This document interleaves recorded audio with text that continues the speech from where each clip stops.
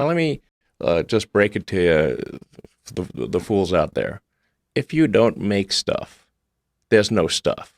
These are not things that I think that I wish would happen. These are simply things that I think probably will happen. If my assessment is correct and they probably will happen, then we need to say, what are we going to do about it? And I think some kind of a universal basic income is going to be necessary.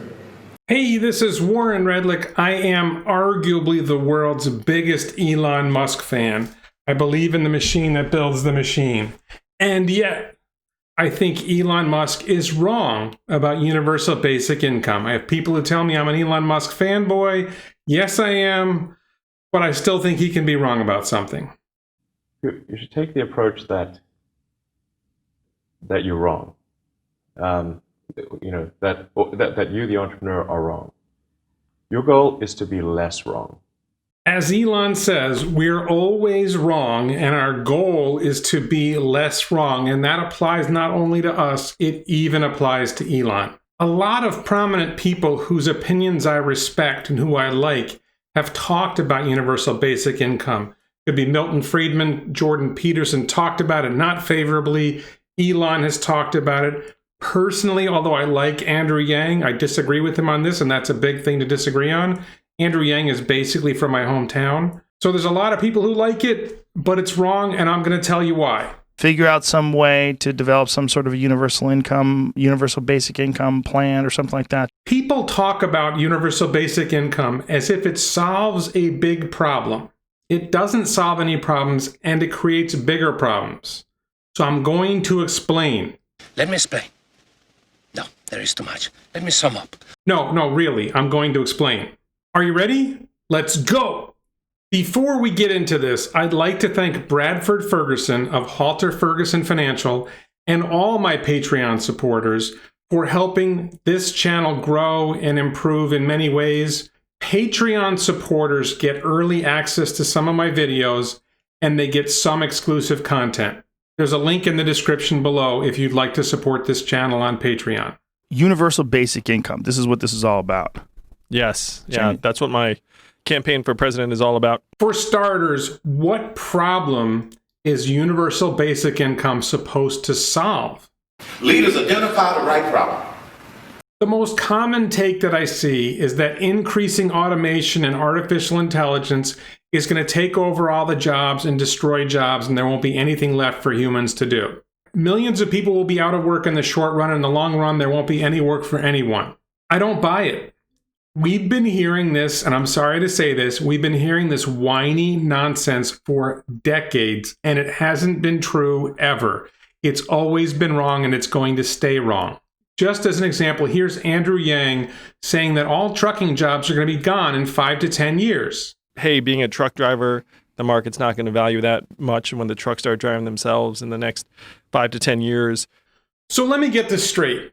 On the one hand, the Tesla's Q, Tesla FUD, Tesla bears, haters are saying that full self-driving isn't going to happen for 10 years, if ever. And then on the other hand, Andrew Yang is saying that all the truck driving jobs are going to be gone in 5 to 10 years. It's ridiculous. I'm an optimist about self-driving, and I'm an optimist about Tesla Semi. But in the most optimistic scenario, in maybe 10 years, half the new semis sold in America will be self-driving Tesla semis or comparable vehicles. It's going to take a lot longer than that to replace the entire fleet of semis. Tesla is not producing semis in volume. Just in America, you've got to produce 200,000 a year roughly to satisfy the market for semis.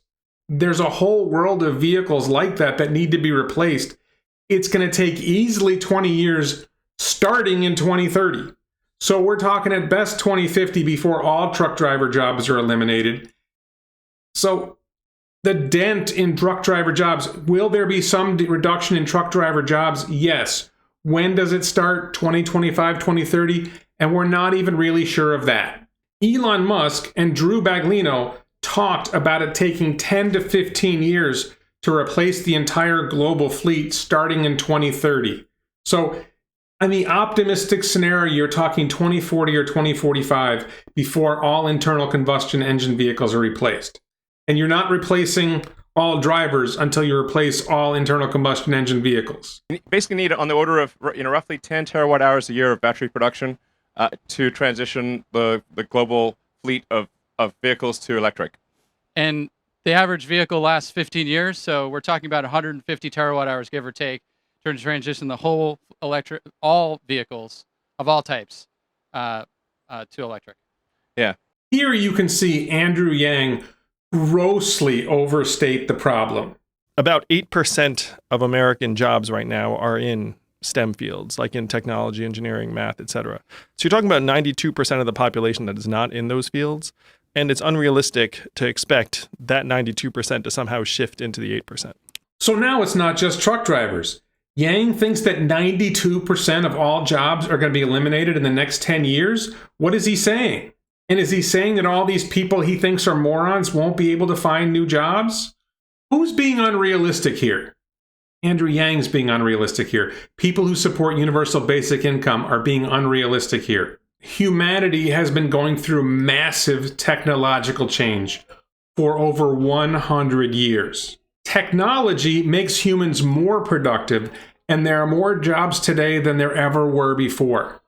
Universal basic income is for when the technology gets so good that there legitimately are no jobs. I don't think that we're there yet. So if you have a machine that can make everything basically for free, and then there's a bunch of people who you don't need anymore to do work, then you can talk about a universal basic income because there's no scarcity. Scarcity is what creates a need for labor.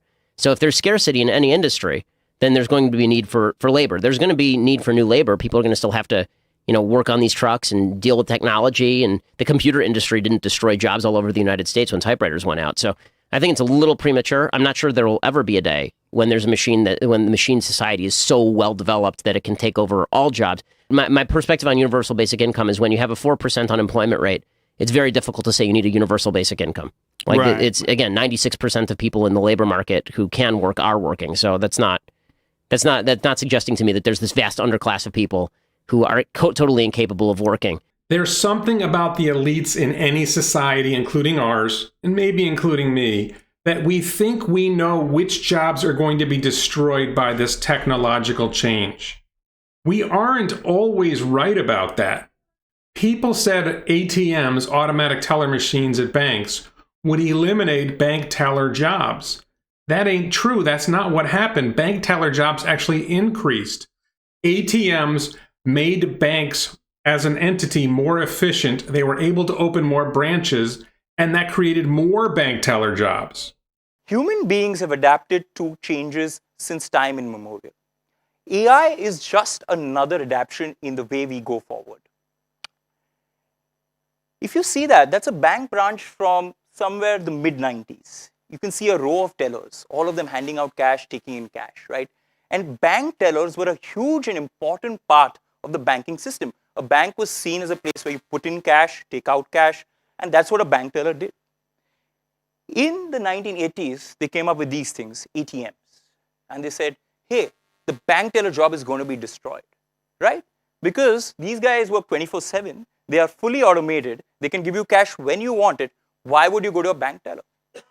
But if you look at the US Bureau of Labor Statistics, the bank teller job expanded from 300,000 people being employed as bank tellers in the 70s to 600,000 people being employed as bank tellers in 2000. Now, why did that happen? The bank teller job itself changed. While the cash went to these machines, the bank teller became your financial advisor. He became your wealth advisor. He became your financial support and your link to the bank. Ladies and gentlemen, that is what AI is going to enable. It's not going to take away jobs. It's going to enable human beings to move from pencil pushing, to move from day-to-day normal tasks to higher level tasks, to tasks which we enjoy, to more analytical tasks. And that's going to be a really interesting future. And it's happened before, right? It's happened in the ATM industry. It's going to happen again and again.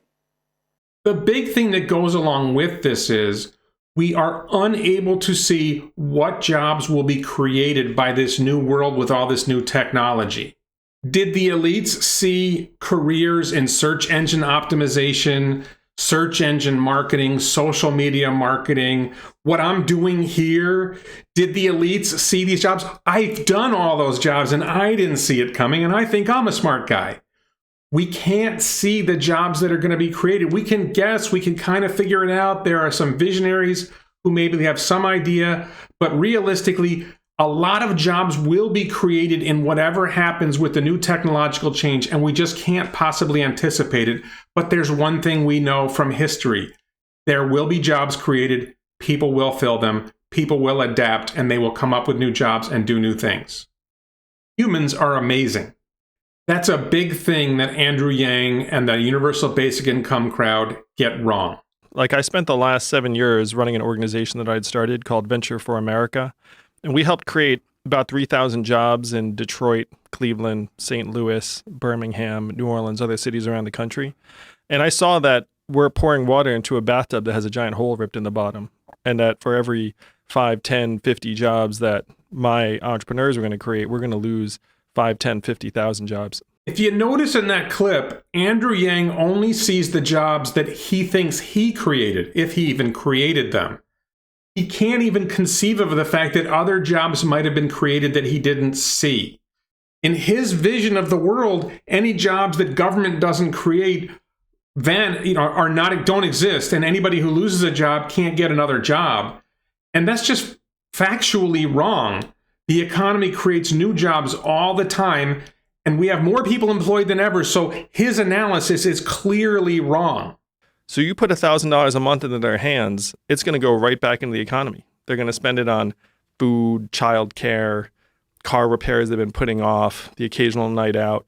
And then all of those businesses end up hiring more people, and then we end up getting some of the money back as tax revenues. And the other thing to notice is how he contradicts himself. He doesn't see technology creating jobs, but somehow universal basic income creates jobs. Well, where do the universal basic income jobs come from? How do they create jobs? If the technology's taken over all the work, then giving people money doesn't mean that when they spend their money, it creates jobs. You can't have it both ways. He tries to, and a lot of people let him get away with it, but I'm not letting him get away with it. It's double counting, it doesn't work. And then he contradicts himself again by destroying jobs. We're going to save $100 to $200 billion on things like incarceration and homelessness services and emergency room healthcare. So if you imagine a society where everyone's getting $1,000 a month, that's it's a great incentive to try and stay out of jail, because you stop getting it if you wind up in jail, and it reduces recidivism, because when you come out of jail, at least you have $1,000 a month waiting for you, and then you're less inclined to commit a crime and head back in. You see, it sounds like Yang wants to lay off corrections officers and people who work in homeless services. Well, now you're destroying jobs. This universal basic income doesn't actually create jobs, it destroys jobs. Make up your mind. And did you notice how inmates don't get the $1,000 a month? Why is that? How's that going to play out in the political process? How long is it going to take before somebody says, gee, a large proportion of the inmates are black, way out of proportion of their share of the population. This is racist that you're not giving the money to the black people who are in prison. How long is that going to survive the political process that we have in America today? And this is a side note, but Yang grossly misunderstands the causes of crime. Crime is generally not caused by money. Most crime is committed by hyper-aggressive men and people with serious mental health problems. Money doesn't fix either of those problems. We would reduce incarceration if we ended the war on drugs. That would eliminate a lot of police jobs, a lot of prosecutor jobs, a lot of defense lawyer jobs like what I used to do, and a lot of corrections officers' jobs. And Yang kind of supports the idea of mildly reducing the drug war on his policy platform, but it's not something he campaigned on. It's not something he talked about. It's not something Joe Biden is talking about. That's something that Democrats will say sometimes in a primary, but they end up not following through on it. Certainly Barack Obama didn't follow through on that much. But getting back to the point of universal basic income and job creation, job destruction, and technology has always created more and better jobs than the jobs it destroyed. There's no question it destroys jobs. I'm not saying that's not true, but technology always creates more and better jobs than the jobs that are destroyed. This is partly about Elon Musk, and Andrew Yang refers to Elon Musk. The universal basic income crowd loves Elon Musk because of what he said. But Elon Musk has a company called Neuralink that's developing new technology that would make humans more productive. It would give us a longer span of time when we are going to be useful. If you believe the scenario that AI is going to be able to do everything and we'll be useless, well, Neuralink is going to make us more useful for a lot longer. So there it is again. Increasing technology increases human productivity. We've seen it before, we've seen it again, we can see it coming in the future. Is money even the real problem? The harder challenge, much harder challenge, is how do people then have meaning?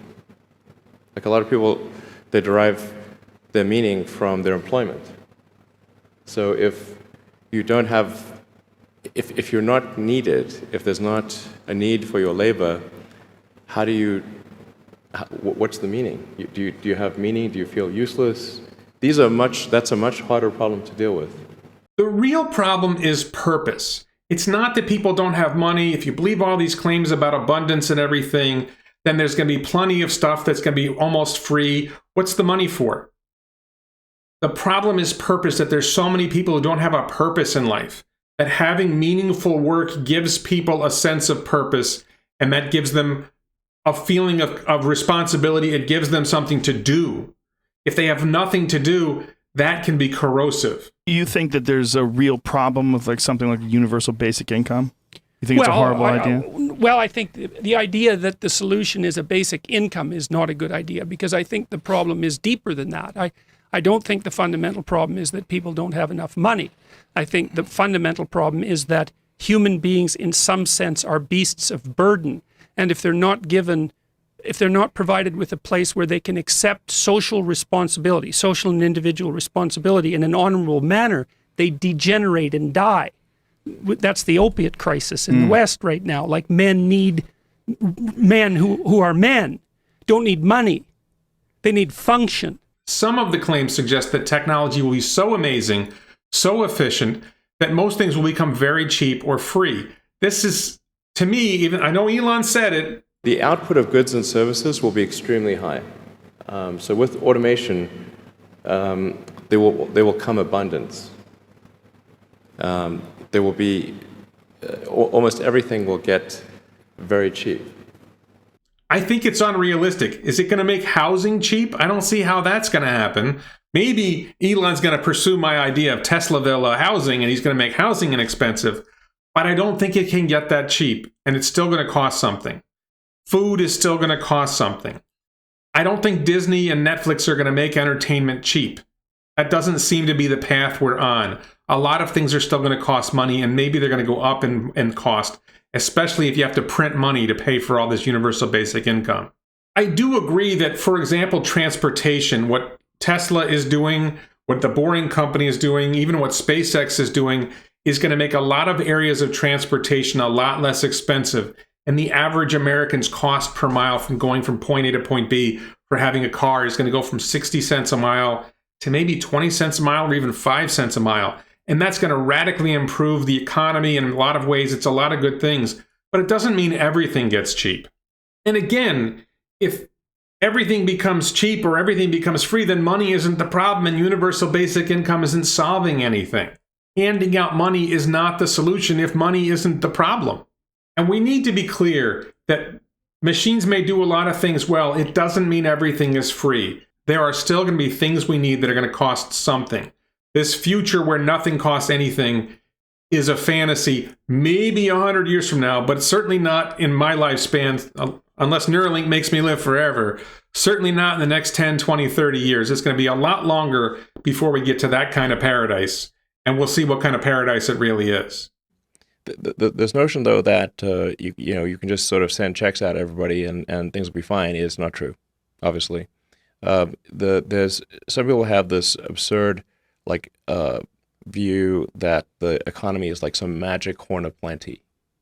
Like it just makes stuff, whatever. It just, there's a magic horn of plenty, and the goods and services, they just come from this magic horn of plenty. And then if somebody has more stuff than somebody else, it's because they took more from this magic horn of plenty. Now let me just break it to you, the fools out there. If you don't make stuff, there's no stuff. I'm going to explain later in this video an economics concept that shows that there will always be work for people to do. And we need to appreciate how important that is. Keep in mind there's another angle to this problem. It's about inequality and whether that inequality creates social unrest. The discussion would go something like this. You need innovation, you pay for innovation with inequality. But you need to bind inequality because if it's too intense, then things destabilize. It's like, okay, we could agree on that. We've got the parameters set. Now we have to start thinking very carefully through how to do the redistribution issue, and we don't know how to do that. So you might say, well, we have a guaranteed annual income for people, which I think is a horrible solution, by the way, but it addresses the right problem. The problem is that we're hyperproductive, but the spoils go to those at the top, and some of those resources need to be funneled down to the people who have zero so that they have an opportunity to at least get to the point where they can innovate, and so the whole bloody thing doesn't wobble and fall. But people confuse different kinds of equality. There's equality of outcome that everybody has the same thing, which is very, very scary if you get into it. And there's equality of opportunity, which is important. We definitely want people to have the opportunity to do something, to create, to innovate. Maybe not even equality of opportunity, just that you have some opportunity, some meaningful opportunity may be enough. It's not to say that you're going to have the same opportunity as a politician's son, but having meaningful opportunity matters. It's also a good argument for equality of opportunity, right? Because people are actually not as resentful about the success of others as you might expect. They're resentful about it if they feel that the game is fixed. But they're also willing to consider the game long term. So lots of people will say, look, like, I'm stuck at not 0, I'm stuck at 1, but my kids might make it to 4, and that's good enough. And that's been the American dream, right? And that's a really high power antidote to inequality. It's like, well, yeah, there's some inequality. We need it to keep the generative mechanism going, but the game is fair and you can play it too, and there's some reasonable probability that either you or someone you love will be successful. So it has to be a straight game. And that's why ethics is so important to keep this landscape stable. People can't play crooked games, and the rich shouldn't be fixing the game if they want to hold on to their money. And the problem is that some of them, although not all, some of them are fixing the game. And no one's happy about that. And no wonder, and I guess that was evidenced to some degree by the 2008 collapse, because it seemed, and I'm just as uninformed as the next person, so I'm capable of commenting on this. It seems from the outside that the rich disproportionately benefited from the restabilization of the economic system. And people are not happy about that. And they shouldn't be happy about that, because it indicates that there's something fundamentally rotten about the game. So you could say, well, maybe people can tolerate necessary inequality if the game isn't rigged. And so that's why everybody has to act in a manner that indicates that the game isn't rigged. And that means they can't rig it. That's really what it means. One of the biggest objections, and one of my big objections to universal basic income, is cost. How much is this going to cost? Well, what exactly is the benefit? Andrew Yang has pitched it as $1,000 a month. Well, $1,000 a month won't cover rent for a lot of people in a lot of parts of the United States. So that doesn't seem reasonable. We have to recognize the politics and recognize that when you say $1,000 a month and then you put it through anything that you talk about, you're going to put it through Congress and it's going to be different. You just look at COVID, when all of a sudden they distributed checks, it was $1,200 a piece. I've heard other people say $2,000 a month, and other numbers have been floated out there. How much is this actually going to be? How much is it going to cost? It's not even clear that there's, from an economic principle standpoint, that there's a right amount. Ultimately, we know it's a political decision, and whatever number is arrived at the beginning, the odds are it's going to rise. I don't think we can count on it being limited to $1,000 a month. That's unreasonable. That's an unreasonable expectation. It's the kind of thing where somebody makes a promise in a campaign, and then when it gets into actual political process, it ends up being different. And think about questions like, is universal basic income going to be the same amount if you live in rural Mississippi versus San Francisco or Manhattan? The cost of living is much higher in some places than others. Is it going to be affected by where you live, or is it going to be the same everywhere? That's not an easy question to answer. Who is included? Do adults get it? Do children get it? Do children get the same amount as adults? What about in this current political situation we've got? What about undocumented immigrants or illegal aliens, depending how you want to call it? Are they going to be included? How do you keep them out if you're not going to include them? If you are going to include them, are you going to enforce borders, or can anybody who wants to come in the United States and sign up for their $2,000 a month? If it's a family of 5, they're getting $120,000 a year. There might be a flood of people from other countries coming to the United States. I don't think this is a workable system, and you need to think that through. Right now, the people who are advocating universal basic income, like Andrew Yang, are also advocating not stopping people from crossing the border. This is not a recipe for a fiscally sane policy. Is it taxable? Do billionaires get it? Is there some limit where if you make a certain amount of money, you lose it? Do you have to have identification to get your money? We've had this whole issue in America with whether you need ID to vote. How are we applying that? Is there going to be a process for preventing fraud? Will fraud be punished? Are you going to separate people from their families and put them in cages? This is not easy in a society where there's a lot of people saying we shouldn't prosecute crime or punish people for crimes. All of this matters because it affects how much it costs. The population of the United States today is 330 million people. So $1,000 a month is $330 billion a month, or $4 trillion a year. Make it $2,000 a month, all of a sudden it's $8 trillion a year. If you're letting undocumented immigrants get the money and another 300 million come in, now it's 16 trillion a year. What's going to stop people from coming? Maybe 1 billion people come here. I know it sounds crazy, but look, if you're handing out $120,000 a year to a family of 5, do you really think people aren't going to come flocking to this country if you're not going to have border controls? Where's this go? What's the practical, how are you making this work? This is very clearly not covered by Andrew Yang's plan or anyone else's plan. Where is all this money coming from? Andrew Yang tries to solve that problem, that the money has to come from somewhere, right? Most of us think that you can't just make up money and it doesn't just grow on trees. The money has to come from somewhere. So Yang tries to solve this problem by understating the cost. He claims the money will be saved where it won't really be saved. We won't need to spend as much money on corrections, but of course they're not going to really let corrections officers go. We won't need as many police because people won't be committing crimes magically because of universal basic income, but we're not going to let police jobs go. So the savings that he talks about aren't real. That's not going to fly through the political process. And then he makes up the rest of it with a value added tax, which is basically doubling or tripling sales tax. How does that sound to you? Do you really want to pay a lot more sales tax? All of a sudden that $1,000 check or $2,000 check doesn't go as far as you thought it was going to go. This is an important note if you're a liberal Democrat. Sales taxes, which is what value-added taxes are, sales taxes are regressive. They hit the poor the hardest. That's not solving anything. Now, one of Yang's biggest pitches for universal basic income is that we're going to save money because we're going to use it to replace 127 other welfare programs. I know you spoke to another guest about, hey, how do you get, let's say, approximately $3 trillion a year to fund universal basic income? And the great thing is that the first thing is it's not actually $3 trillion. And the reason why it's not $3 trillion is that if you look at what we're currently doing, we're spending about $1.5 trillion right now on 126 welfare programs and Social Security. And so if you show up to someone's door and say, hey, here's a dividend of $1,000 a month, but if you're already getting more than $1,000 in stuff, we're not just going to stack it on top.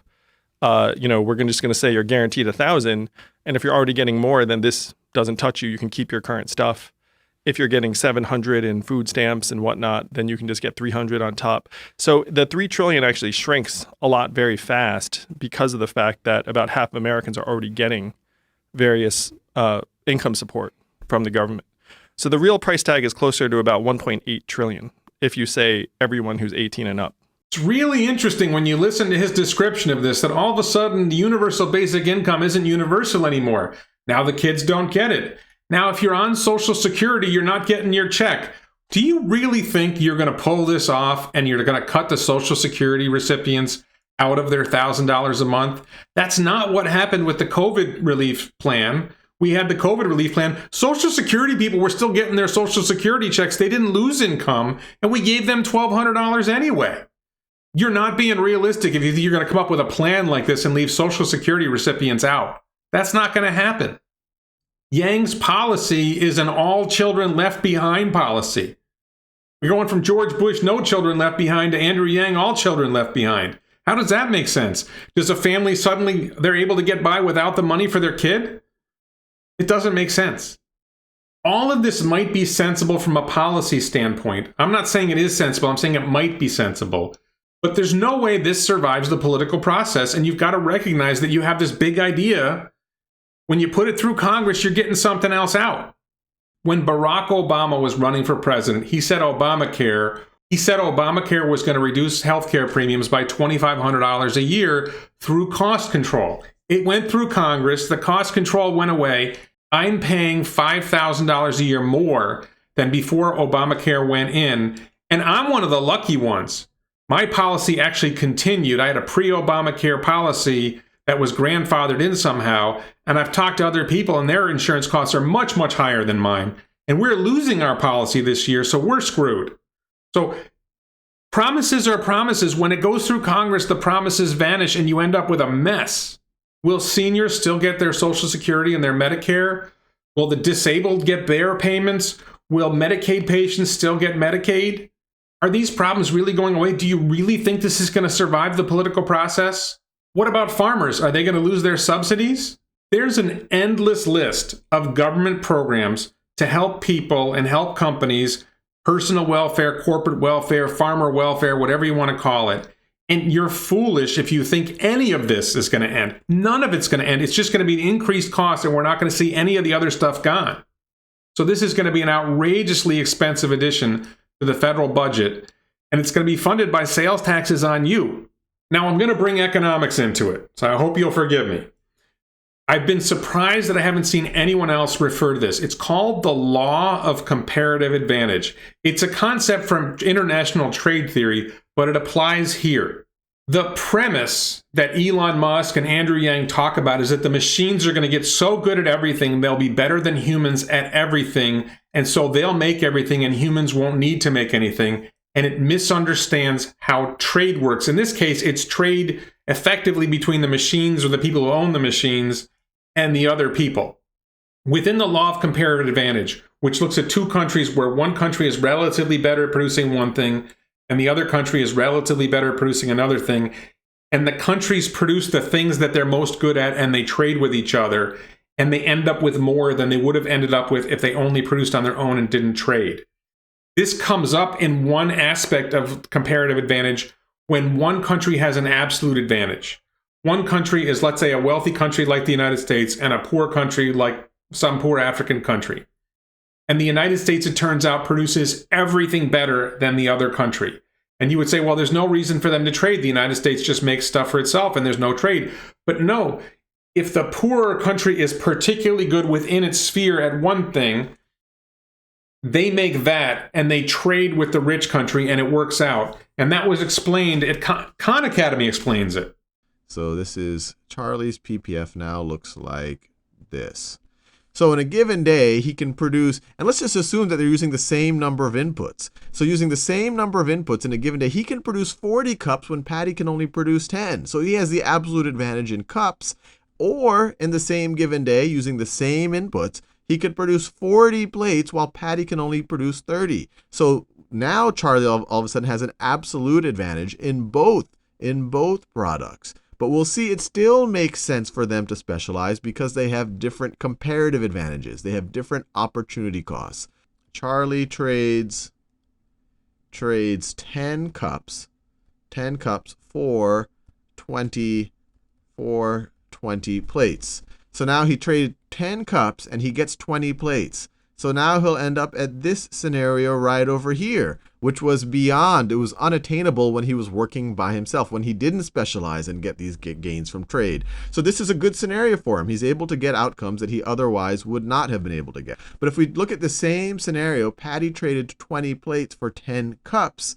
Where does that put her? So she traded 20 plates, so she's down to 10 plates, but she got 10 cups. So that put her right over here. Once again, beyond her production possibilities frontier. So this would look like a pretty good situation for Patty as well. So it doesn't matter if it's true. If someday it becomes true that the machines are better at every job than humans, and there's no job left for humans in that theory, there's still work for humans because of the law of comparative advantage and how it applies in a situation where the machines have absolute advantage. We still produce stuff, we still add value. There will always be something for humans to do. We will always have a purpose, and this is good. The UBI discussion also includes this misguided sense of what the alternatives are. For example, Andrew Yang basically says that retraining people doesn't work. I looked into the data as to how good we were at retraining, let's say, displaced manufacturing workers in the Midwest when we started decimating their jobs, and we're terrible at it. Like, according to independent studies, government-funded retraining programs had a success rate of between 0 and 15% in real life. Like, this is what actually happened to the workers of Michigan and Indiana and Ohio. So let's think about what he said. What he really said, or what he really showed, was that government retraining doesn't solve the problem. That doesn't mean that there isn't training out there that does work. Just the idea that government is going to train people is a bad idea. Government sucks at most things it does. Now, I'm going to get political here, but I'm not going to be partisan Republican versus Democrat, so please hear me out. It's kind of a rant, but please hear me out. The leading religion in the world today is statism. It is a foolish belief that government is the best way to solve problems.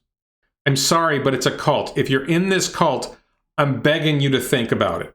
Government is actually the cause of most of our problems. If you're a Tesla fan, we've seen this.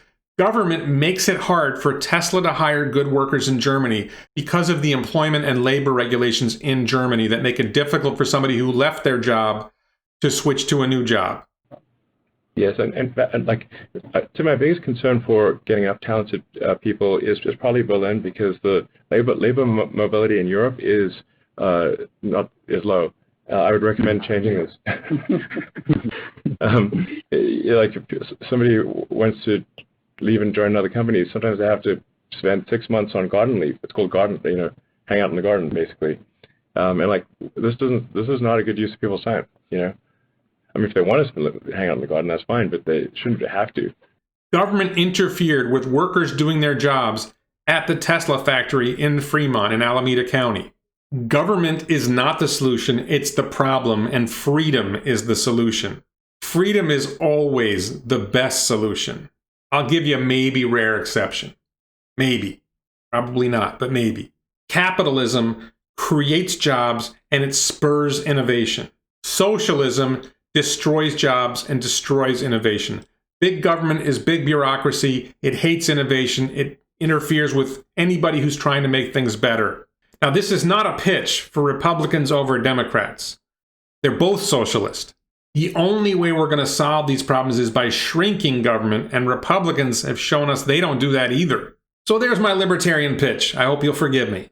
If you don't get it yet, think about what Andrew Yang says here. The magic is that if you have $1,000 a month and you're a parent, so you feel this, that studies have shown that your kids are healthier, better nourished, more likely to graduate from high school and get further education, mental health improves, relationships improve, domestic violence goes down, hospital visits go down, and your worker productivity goes up. Now all of a sudden, worker productivity goes up. Make up your mind, Yang. But what this really reminds me of is... I give you the Springfield Monorail. There's nothing on earth like a genuine, bona fide, electrified 6-car monorail. What about us brain-dead slobs? You'll be given cushy jobs. You folks need a monorail. There's actually a scary dark side to universal basic income. It's based on the idea that people become useless and worthless. Even Jordan Peterson's view, and I love Jordan Peterson, but even his view that people with low IQs, that they can't do meaningful work, is disturbing, and I don't agree with him. Here's an ugly stat. I think I told you this once before. It's illegal to induct anyone into the armed forces if they have an IQ of less than 83. And the reason for that is the armed forces, despite having every reason to draw the contradictory conclusion, has decided that there isn't a single thing that you can be trained to do in the military if you have an IQ of less than 83 that isn't positively counterproductive. That's 10% of the population. And we're producing a culture that's very cognitively complex. Like, what the hell are you going to do if you can't use a computer? Like, if you can use a computer, you're at least in the game. If you can really use one, you're hyper powerful. If you're not literate enough to use a computer, you're at zero. 10% of the population. The conservatives say, well, there's a job for everyone if they just worked hard enough. It's like, no, and increasingly no. And the liberals say, well, everyone's basically the same and you can train anyone to do anything. It's like, no, you can't. I love Jordan Peterson. I agree with most of what he says, but relying on military bureaucracy for determining human value is utterly wrong. And I think he's making a mistake there. Peterson's message generally is that everyone can be useful. Everyone should strive to be useful and productive.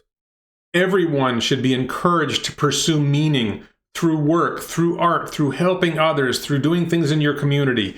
There's a lot that people can do to make things better. And treating people like they're useless is a very, very dangerous ideology. When you hear elites like Andrew Yang talk about this, what's really going on is a very scary and horrifying disdain for the people that they're talking about, for the people that they claim they want to help. Listen to Andrew Yang talk about truck drivers. There are 3.5 million truck drivers in this country right now. It's the most common job in 29 states. And the average trucker is a 49-year-old guy with a high school education, maybe ex-military like Dennis was, and they're making like $50,000 a year. So then if you say, hey, I'm going to retrain 500,000 truck drivers, for what exactly is like issue number one? Right. And then these guys didn't love school 30 years ago. It's not like driving a truck has made them really excited about the idea. Yeah. It's very clear that he does not view truck drivers as equals. He looks down upon them. He sees himself as superior, and he's reaching down to help those poor, dumb apes. And it's wrong. I have a friend who's a truck driver. He's a smart guy. This is nonsense. There are dumb people everywhere in every profession, but people are adaptable and amazing, and they find ways to make a difference, to be productive, to be useful, to be helpful. I'll slip a little more politics in here. Self-driving cars should eliminate a lot of jobs in government. It should eliminate police jobs because you're not going to need to pull over cars anymore, and roughly half of all criminal cases start with a traffic stop. It eliminates prosecutor jobs. It eliminates judge jobs. It eliminates defense lawyer jobs like the ones that like the work that I've done. Have you ever heard Andrew Yang or any politician say they're going to eliminate police jobs? No, they're not going to eliminate those jobs. And to be blunt, I've worked with a lot of cops. I've cross-examined a lot of cops. There's a lot of dumb cops out there. And I'm very negative on police at times. At the same time, some of them do important work. And even the ones I think are dumb, they're capable of doing something valuable and have meaning. And just because I think they're dumb at the moment and what they're doing in their job doesn't mean I think they're not capable of doing something useful. What about DMV paperwork jobs? We're not going to need driver's licenses or car registration anymore. Are they going to eliminate DMV jobs? I've interviewed a bunch of politicians on this channel, and I talked to them about this. Are we going to eliminate police jobs? Are we going to eliminate DMV jobs? And the vast majority of them, they never want to talk about eliminating a government job because that's a sure way to lose an election. So there's this fiction that somehow we're going to save money here. They're not going to cut the jobs. And this isn't a Democrat versus Republican thing. I've interviewed politicians on both sides. It's bipartisan. They don't eliminate government jobs. People get offended when I say that cops aren't very bright, or some cops aren't very bright, and they're not really that good at learning from training. People get offended when I say that, but somehow it's okay for Andrew Yang to say that coal miners and truck drivers can't learn from training? It's wrong. It's probably wrong when I say it about cops, and it's wrong when Andrew Yang says it about truck drivers and coal miners. But it gets darker than that. If you get to the point where you view people as useless, you start to view them as worthless. And this can take a very, very bad turn when somebody realizes, somebody in power says, you know what, all these people are sucking resources and they're not contributing anything. And you can get the wrong kind of person in power who decides to just start killing people because they're useless. It's a very, very dangerous way of thinking about things. People are useful, even cops. People are useful, and we should have faith in them, and we should believe in humanity's ability to adapt to whatever technology throws at us and to become productive and useful and make a difference in society for the better. The law of comparative advantage is the ultimate response to this notion that machines make humans useless. If you don't get that, you need to read about the law of comparative advantage again, read about it, and think harder. Now remember, we're always wrong, and our goal is to be less wrong. If you think I'm wrong, please let me know in the comments below. Let's have a conversation about it. But maybe also you can consider that universal basic income is the wrong idea. It's the wrong solution to the wrong problem. Please check out my other videos, subscribe to this channel, support the channel on Patreon, share this video with your friends, and of course, thank you very much for watching. I look forward to hearing from you in the comments or otherwise.